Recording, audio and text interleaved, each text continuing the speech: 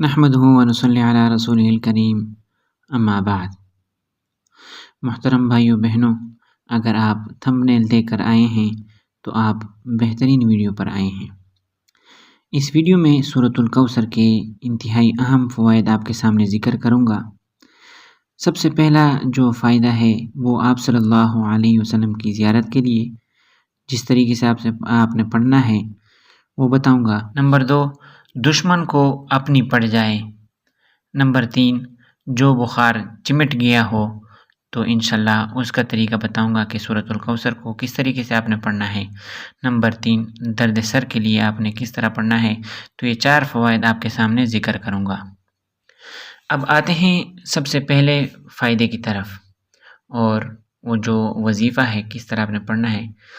تو سورۃ الکوثر کا عمل آپ صلی اللہ علیہ وسلم کی زیارت کے حوالے سے بہت مشہور اور نہایت معتبر ہے۔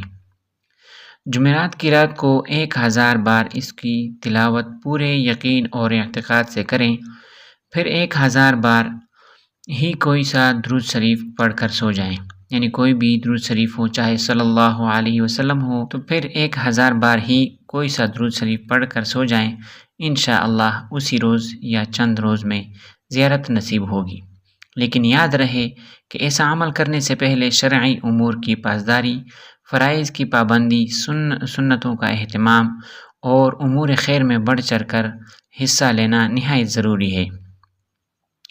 ایک آدمی فرض نماز پڑھنے کو تیار نہیں اور چاہتا ہے کہ آپ صلی اللہ علیہ وسلم کی زیارت نصیب ہو جائے، اسے اس خواہش پر خود ہی شرم آنی چاہیے کہ وہ کس منہ سے آپ صلی اللہ علیہ وسلم کی زیارت کرنے جا رہا ہے، پھر ایسے میں اس کی خواہش کا پورا ہونا کیوں ضروری ہو۔ بعض لوگ عملیات کی کتابوں میں پڑھ کر عمل شروع کر دیتے ہیں اور شرائط کا اہتمام کرنا ضروری نہیں سمجھتے، جس کی وجہ سے انہیں ناکامی کا منہ دیکھنا پڑتا ہے۔ پھر شور مچاتے ہیں کہ ہم نے تو بہت عملیات کر کے دیکھیں، ہمیں تو کوئی فائدہ نہیں ہوا۔ ایسے میں کبھی بھی فائدہ نہیں ہوگا۔ ہم پہلے سے کہہ دیتے ہیں کہ مفت میں مغز ماری نہ کریں، لیکن ایک بات یاد رکھیں کہ اللہ تعالیٰ کی رحمت سے کبھی نا امید بھی نہ ہو۔ کسی دشمن نے ستانے میں حد کر دی ہو، آپ اس کی ایذا رسانی سے تنگ آ چکے ہوں اور اس کے روکنے کی بھی طاقت نہ رکھتے ہو، تو اللہ کا نام لے کر 313 بار سورۃ الکوثر عشاء کے بعد پڑھنا شروع کریں، مگر ہر دفعہ آخری جملہ هو الابتر 3 بار دہراتے ہوئے سورت مکمل کریں، اور یہ جملہ دہراتے وقت دشمن کا پختہ تصور رکھیں اور چہرے پر غصے کے آثار طاری کریں۔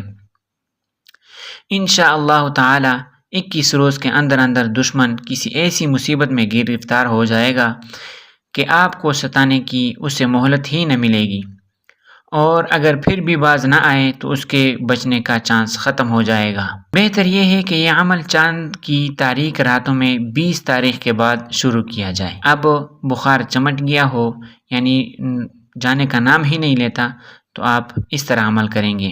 اگر بخار کسی کی جان نہ چھوڑتا ہو، بالخصوص باری کا بخار جو 2 یا 3 دن بعد مریض پر حملہ آور ہوتا ہے اور اس کی جان نہ چھوڑ لیتا ہے، تو 3 الگ کاغذ کے پرچوں پر سورۃ الکوثر کی 3 آیات اس طرح لکھیں کہ ہر آیت سے پہلے بسم اللہ شریف حروف توڑ کر، یعنی با، سین، میم، الف، لام الی آخرہ، اور آیت صحیح عبارت میں لکھیں، یعنی جب آپ بسم اللہ لکھیں گے تو حروف توڑ کر، اور آیت لکھیں گے تو پوری عبارت کے ساتھ لکھیں گے، صحیح ہے نا۔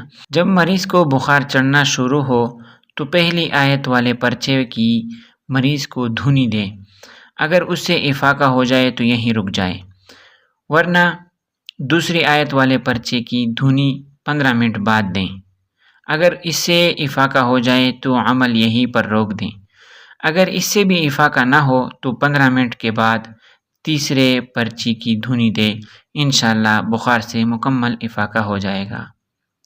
اب آخری عمل کی طرف آتے ہیں، جس آدمی کے سر میں درد ہو، درد سر کے لیے 7 بار پڑھ کر دم کرنا انتہائی مجرب ہے۔ اللہ تعالی سمجھنے کی توفیق عطا فرمائے۔ وآخر دعوانا ان الحمد للہ رب العالمین۔